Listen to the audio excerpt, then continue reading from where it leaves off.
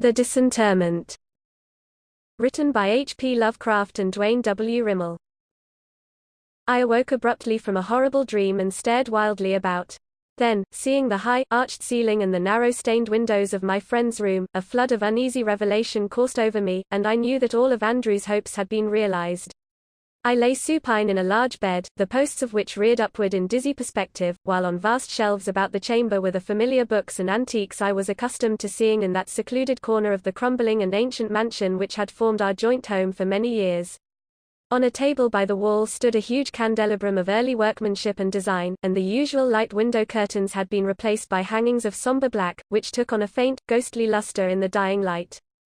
I recalled forcibly the events preceding my confinement and seclusion in this veritable medieval fortress. They were not pleasant, and I shuddered anew when I remembered the couch that had held me before my tenancy of the present one, the couch that everyone supposed would be my last. Memory burned afresh regarding those hideous circumstances which had compelled me to choose between a true death and a hypothetical one, with a later reanimation by therapeutic methods known only to my comrade, Marshall Andrews. The whole thing had begun when I returned from the Orient a year before and discovered, to my utter horror, that I had contracted leprosy while abroad. I had known that I was taking grave chances in caring for my stricken brother in the Philippines, but no hint of my own affliction appeared until I returned to my native land. Andrews himself had made the discovery, and kept it from me as long as possible, but our close acquaintance soon disclosed the awful truth. At once I was quartered in our ancient abode atop the crags overlooking crumbling Hampton, from whose musty halls and quaint, arched doorways I was never permitted to go forth.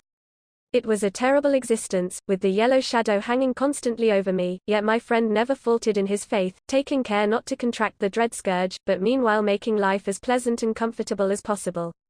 His widespread though somewhat sinister fame as a surgeon prevented any authority from discovering my plight and shipping me away. It was after nearly a year of this seclusion, late in August, that Andrews decided on a trip to the West Indies, to study native medical methods, he said. I was left in care of Venerable Symes, the household factotum. So far no outward signs of the disease had developed, and I enjoyed a tolerable though almost completely private existence during my colleague's absence. It was during this time that I read many of the tomes Andrews had acquired in the course of his 20 years as a surgeon, and learned why his reputation, though locally of the highest, was just a bit shady. For the volumes included any number of fanciful subjects hardly related to modern medical knowledge, treatises and unauthoritative articles on monstrous experiments in surgery, accounts of the bizarre effects of glandular transplantation and rejuvenation in animals and men alike, brochures on attempted brain transference, and a host of other fanatical speculations not countenanced by orthodox physicians. It appeared, too, that Andrews was an authority on obscure medicaments, some of the few books I waded through revealing that he had spent much time in chemistry and in the search for new drugs which might be used as aids in surgery. Looking back at those studies now, I find them hellishly suggestive when associated with his later experiments. Andrews was gone longer than I expected, returning early in November, almost 4 months later, and when he did arrive, I was quite anxious to see him, since my condition was at last on the brink of becoming noticeable. I had reached a point where I must seek absolute privacy to keep from being discovered. But my anxiety was slight as compared with his exuberance over a certain new plan he had hatched while in the Indies, a plan to be carried out with the aid of a curious drug he had learned of from a native doctor in Haiti. When he explained that his idea concerned me, I became somewhat alarmed, though in my position there could be little to make my plight worse. I had, indeed, considered more than once the oblivion that would come with a revolver or a plunge from the roof to the jagged rocks below. On the day after his arrival, in the seclusion of the dimly lit study, he outlined the whole grisly scheme. He had found in Haiti a drug, the formula for which he would develop later, which induced a state of profound sleep in anyone taking it, a trance so deep that death was closely counterfeited, with all muscular reflexes, even the respiration and heartbeat, completely stilled for the time being. Andrews had, he said, seen it demonstrated on natives many times. Some of them remained somnolent for days at a time, wholly immobile and as much like death as death itself. This suspended animation, he explained further, would even pass the closest examination of any medical man. He himself, according to all known laws, would have to report as dead a man under the influence of such a drug. He stated, too, that the subject's body assumed the precise appearance of a corpse, even a slight rigor mortis developing in prolonged cases. For some time his purpose did not seem wholly clear, but when the full import of his words became apparent I felt weak and nauseated. Yet in another way I was relieved, for the thing meant at least a partial escape from my curse, an escape from the banishment and shame of an ordinary death of the dread leprosy. Briefly, his plan was to administer a strong dose of the drug to me and call the local authorities, who would immediately pronounce me dead, and see that I was buried within a very short while. He felt assured that with their careless examination they would fail to notice my leprosy symptoms, which in truth had hardly appeared. Only a trifle over 15 months had passed since I had caught the disease, whereas the corruption takes 7 years to run its entire course. Later, he said, would come resurrection. After my interment in the family graveyard, beside my centuried dwelling and barely a quarter-mile from his own ancient pile, the appropriate steps would be taken. Finally, when my estate was settled and my decease widely known, he would secretly open the tomb and bring me to his own abode again, still alive and none the worse for my adventure. It seemed a ghastly and daring plan, but to me it offered the only hope for even a partial freedom, so I accepted his proposition, but not without a myriad of misgivings. What if the effect of the drug should wear off while I was in my tomb? What if the coroner should discover the awful ruse, and fail to inter me? These were some of the hideous doubts which assailed me before the experiment. Though death would have been a release from my curse, I feared it even worse than the yellow scourge, feared it even when I could see its black wings constantly hovering over me. Fortunately I was spared the horror of viewing my own funeral and burial rites. They must, however, have gone just as Andrews had planned, even to the subsequent disinterment, for after the initial dose of the poison from Haiti I lapsed into a semi-paralytic state and from that to a profound, night-black sleep. The drug had been administered in my room, and Andrews had told me before giving it that he would recommend to the coroner a verdict of heart failure due to nerve strain. Of course, there was no embalming. Andrews saw to that. And the whole procedure, leading up to my secret transportation from the graveyard to his crumbling manor, covered a period of 3 days. Having been buried late in the afternoon of the 3rd day, my body was secured by Andrews that very night. He had replaced the fresh sod just as it had been when the workmen left. Old Symes, sworn to secrecy, had helped Andrews in his ghoulish task. Later I had lain for over a week in my old familiar bed. Owing to some unexpected effect of the drug, my whole body was completely paralyzed, so that I could move my head only slightly. All my senses, however, were fully alert, and by another week's time I was able to take nourishment in good quantities. Andrews explained that my body would gradually regain its former sensibilities, though owing to the presence of the leprosy it might take considerable time.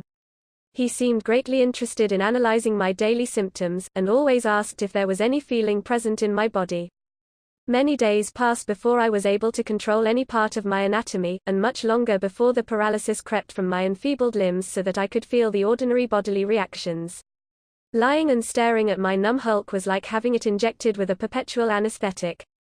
There was a total alienation I could not understand, considering that my head and neck were quite alive and in good health. Andrews explained that he had revived my upper half first and could not account for the complete bodily paralysis, though my condition seemed to trouble him little considering the damnably intent interest he centered upon my reactions and stimuli from the very beginning. Many times during lulls in our conversation I would catch a strange gleam in his eyes as he viewed me on the couch, a glint of victorious exultation which, queerly enough, he never voiced aloud, though he seemed to be quite glad that I had run the gauntlet of death and had come through alive. Still, there was that horror I was to meet in less than 6 years, which added to my desolation and melancholy during the tedious days in which I awaited the return of normal bodily functions. But I would be up and about, he assured me, before very long, enjoying an existence few men had ever experienced. The words did not, however, impress me with their true and ghastly meaning until many days later. During that awful siege in bed Andrews and I became somewhat estranged. He no longer treated me so much like a friend as like an implement in his skilled and greedy fingers. I found him possessed of unexpected traits, little examples of baseness and cruelty, apparent even to the hardened Symes, which disturbed me in a most unusual manner. Often he would display extraordinary cruelty to live specimens in his laboratory, for he was constantly carrying on various hidden projects in glandular and muscular transplantation on guinea pigs and rabbits. He had also been employing his newly discovered sleeping potion in curious experiments with suspended animation. But of these things he told me very little, though old Symes often let slip chance comments which shed some light on the proceedings. I was not certain how much the old servant knew, but he had surely learned considerable, being a constant companion to both Andrews and myself. With the passage of time, a slow but consistent feeling began creeping into my disabled body, and at the reviving symptoms Andrews took a fanatical interest in my case. He still seemed more coldly analytical than sympathetic toward me, taking my pulse and heartbeat with more than usual zeal. Occasionally, in his fevered examinations, I saw his hands tremble slightly, an uncommon sight with so skilled a surgeon, but he seemed oblivious of my scrutiny. I was never allowed even a momentary glimpse of my full body, but with the feeble return of the sense of touch, I was aware of a bulk and heaviness which at first seemed awkward and unfamiliar. Gradually I regained the use of my hands and arms, and with the passing of the paralysis came a new and terrible sensation of physical estrangement. My limbs had difficulty in following the commands of my mind, and every movement was jerky and uncertain. So clumsy were my hands, that I had to become accustomed to them all over again. This must, I thought, be due to my disease and the advance of the contagion in my system. Being unaware of how the early symptoms affected the victim, my brother's being a more advanced case, I had no means of judging, and since Andrews shunned the subject, I deemed it better to remain silent. One day I asked Andrews, I no longer considered him a friend, if I might try rising and sitting up in bed.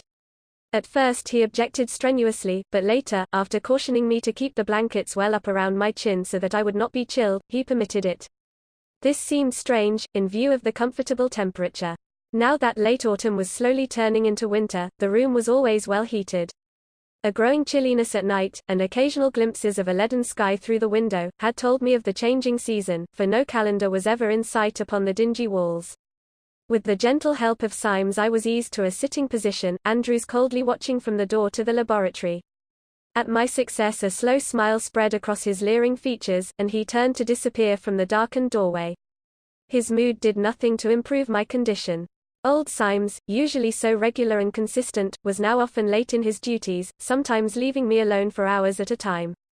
The terrible sense of alienation was heightened by my new position.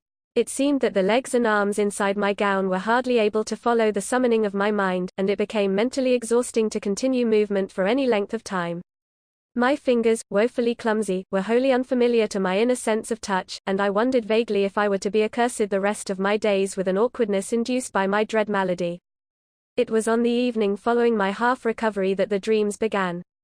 I was tormented not only at night but during the day as well. I would awaken, screaming horribly, from some frightful nightmare I dared not think about outside the realm of sleep.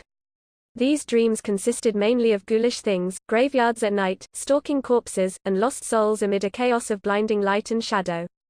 The terrible reality of the visions disturbed me most of all. It seemed that some inside influence was inducing the grisly vistas of moonlit tombstones and endless catacombs of the restless dead. I could not place their source, and at the end of a week I was quite frantic with abominable thoughts which seemed to obtrude themselves upon my unwelcome consciousness. By that time a slow plan was forming whereby I might escape the living hell into which I had been propelled. Andrews cared less and less about me, seeming intent only on my progress and growth and recovery of normal muscular reactions. I was becoming every day more convinced of the nefarious doings going on in that laboratory across the threshold. The animal cries were shocking, and rasped hideously on my overwrought nerves. And I was gradually beginning to think that Andrews had not saved me from deportation solely for my own benefit, but for some accursed reason of his own. Simmus' attention was slowly becoming slighter and slighter, and I was convinced that the aged servitor had a hand in the deviltry somewhere. Andrews no longer eyed me as a friend, but as an object of experimentation, nor did I like the way he fingered his scalpel when he stood in the narrow doorway and stared at me with crafty alertness. I had never before seen such a transformation come over any man. His ordinarily handsome features were now lined and whisker-grown, and his eyes gleamed as if some imp of Satan were staring from them. His cold, calculating gaze made me shudder horribly, and gave me a fresh determination to free myself from his bondage as soon as possible. I had lost track of time during my dream orgy, and had no way of knowing how fast the days were passing. The curtains were often drawn in the daytime, the room being lit by waxen cylinders in the large candelabrum. It was a nightmare of living horror and unreality, though through it all I was gradually becoming stronger. I always gave careful responses to Andrew's inquiries concerning my returning physical control, concealing the fact that a new life was vibrating through me with every passing day. an altogether strange sort of strength, but one which I was counting on to serve me in the coming crisis. Finally, one chilly evening when the candles had been extinguished, and a pale shaft of moonlight fell through the dark curtains upon my bed, I determined to rise and carry out my plan of action. There had been no movement from either of my captors for several hours, and I was confident that both were asleep in adjoining bedchambers. Shifting my cumbersome weight carefully, I rose to a sitting position and crawled cautiously out of bed, down upon the floor. A vertigo gripped me momentarily, and a wave of weakness flooded my entire being. But finally strength returned, and by clutching at a bedpost I was able to stand upon my feet for the first time in many months. Gradually a new strength coursed through me, and I donned the dark robe which I had seen hanging on a nearby chair. It was quite long, but served as a cloak over my nightdress. Again came that feeling of awful unfamiliarity which I had experienced in bed, that sense of alienation, and of difficulty in making my limbs perform as they should. But there was need for haste before my feeble strength might give out. As a last precaution in dressing, I slipped some old shoes over my feet, but though I could have sworn they were my own, they seemed abnormally loose, so that I decided they must belong to the aged Symes. Seeing no other heavy objects in the room, I seized from the table the huge candelabrum, upon which the moon shone with a pallid glow, and proceeded very quietly toward the laboratory door. My first steps came jerkily and with much difficulty, and in the semi-darkness I was unable to make my way very rapidly. When I reached the threshold, a glance within revealed my former friend seated in a large overstuffed chair, while beside him was a smoking stand upon which were assorted bottles and a glass. He reclined halfway in the moonlight through the large window, and his greasy features were creased in a drunken smirk. An open book lay in his lap, one of the hideous tomes from his private library. For a long moment I gloated over the prospect before me, and then, stepping forward suddenly, I brought the heavy weapon down upon his unprotected head. The dull crunch was followed by a spurt of blood, and the fiend crumpled to the floor, his head laid half open. I felt no contrition at taking the man's life in such a manner. In the hideous, half-visible specimens of his surgical wizardry scattered about the room in various stages of completion and preservation, I felt there was enough evidence to blast his soul without my aid. Andrews had gone too far in his practices to continue living, and as one of his monstrous specimens—of that I was now hideously certain, it was my duty to exterminate him. Symes, I realized, would be no such easy matter. Indeed, only unusual good fortune had caused me to find Andrews unconscious. When I finally reeled up to the servants' bedchamber door, faint from exhaustion, I knew it would take all my remaining strength to complete the ordeal. The old man's room was in utmost darkness, being on the north side of the structure, but he must have seen me silhouetted in the doorway as I came in. He screamed hoarsely, and I aimed the candelabrum at him from the threshold. It struck something soft, making a sloughing sound in the darkness, but the screaming continued. From that time on events became hazy and jumbled together, but I remember grappling with the man and choking the life from him little by little. He gibbered a host of awful things before I could lay hands on him, cried and begged for mercy from my clutching fingers. I hardly realized my own strength in that mad moment which left Andrew's associate in a condition like his own. Retreating from the darkened chamber, I stumbled for the stairway door, sagged through it, and somehow reached the landing below. No lamps were burning, and my only light was a filtering of moonbeams coming from the narrow windows in the hall. But I made my jerky way over the cold, damp slabs of stone, reeling from the terrible weakness of my exertion, and reached the front door after ages of fumbling and crawling about in the darkness. Vague memories and haunting shadows came to taunt me in that ancient hallway, shadows once friendly and understandable, but now grown alien and unrecognizable, so that I stumbled down the worn steps in a frenzy of something more than fear. For a moment I stood in the shadow of the giant stone manor, viewing the moonlit trail down which I must go to reach the home of my forefathers, only a quarter of a mile distant. But the way seemed long, and for a while I despaired of ever traversing the whole of it. At last I grasped a piece of dead wood as a cane and set out down the winding road. Ahead, seemingly only a few rods away in the moonlight, stood the venerable mansion where my ancestors had lived and died. Its turrets rose spectrally in the shimmering radiance, and the black shadow cast on the beetling hillside appeared to shift and waver, as if belonging to a castle of unreal substance. There stood the monument of half a century, a haven for all my family old and young, which I had deserted many years ago to live with the fanatical Andrews. It stood empty on that fateful night, and I hope that it may always remain so. In some manner I reached the aged place, though I do not remember the last half of the journey at all. It was enough to be near the family cemetery, among whose moss-covered and crumbling stones I would seek the oblivion I had desired. As I approached the moonlit spot, the old familiarity, so absent during my abnormal existence, returned to plague me in a wholly unexpected way. I drew close to my own tombstone, and the feeling of homecoming grew stronger. With it came a fresh flood of that awful sense of alienation and disembodiment which I knew so well. I was satisfied that the end was drawing near, nor did I stop to analyze emotions till a little later, when the full horror of my position burst upon me. Intuitively I knew my own tombstone, for the grass had scarcely begun to grow between the pieces of sod. With feverish haste I began clawing at the mound, and scraping the wet earth from the hole left by the removal of the grass and roots. How long I worked in the nitrous soil before my fingers struck the coffin lid, I can never say, but sweat was pouring from me and my nails were but useless, bleeding hooks. At last I threw out the last bit of loose earth, and with trembling fingers tugged on the heavy lid. It gave a trifle, and I was prepared to lift it completely open when a fetid and nauseous odor assailed my nostrils. I started erect, horrified. Had some idiot placed my tombstone on the wrong grave, causing me to unearth another body? For surely there could be no mistaking that awful stench. Gradually a hideous uncertainty came over me and I scrambled from the hole. One look at the newly made headpiece was enough. This was indeed my own grave. But what fool had buried within it another corpse? All at once a bit of the unspeakable truth propelled itself upon my brain.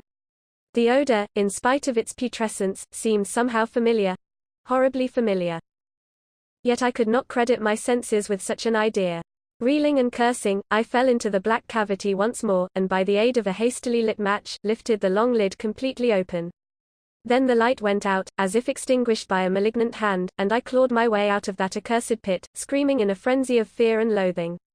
When I regained consciousness I was lying before the door of my own ancient manor, where I must have crawled after that hideous rendezvous in the family cemetery. I realized that dawn was close at hand, and rose feebly, opening the aged portal before me and entering the place which had known no footsteps for over a decade. A fever was ravaging my weakened body, so that I was hardly able to stand, but I made my way slowly through the musty, dimly lit chambers and staggered into my own study. The study I had deserted so many years before. When the sun has risen, I shall go to the ancient well beneath the old willow tree by the cemetery and cast my deformed self into it. No other man shall ever view this blasphemy which has survived life longer than it should have. I do not know what people will say when they see my disordered grave, but this will not trouble me if I can find oblivion from that which I beheld amidst the crumbling, moss-crusted stones of the hideous place. I know now why Andrews was so secretive in his actions, so damnably gloating in his attitude toward me after my artificial death. He had meant me for a specimen all the time. A specimen of his greatest feat of surgery, his masterpiece of unclean witchery. An example of perverted artistry for him alone to see. Where Andrews obtained that other with which I lay accursed in his mouldering mansion I shall probably never know, but I am afraid that it was brought from Haiti along with his fiendish medicine. At least these long hairy arms and horrible short legs are alien to me. Alien to all natural and sane laws of mankind. The thought that I shall be tortured with that other during the rest of my brief existence is another hell. Now I can but wish for that which once was mine, that which every man blessed of God ought to have at death, that which I saw in that awful moment in the ancient burial ground when I raised the lid on the coffin. My own shrunken, decayed, and headless body.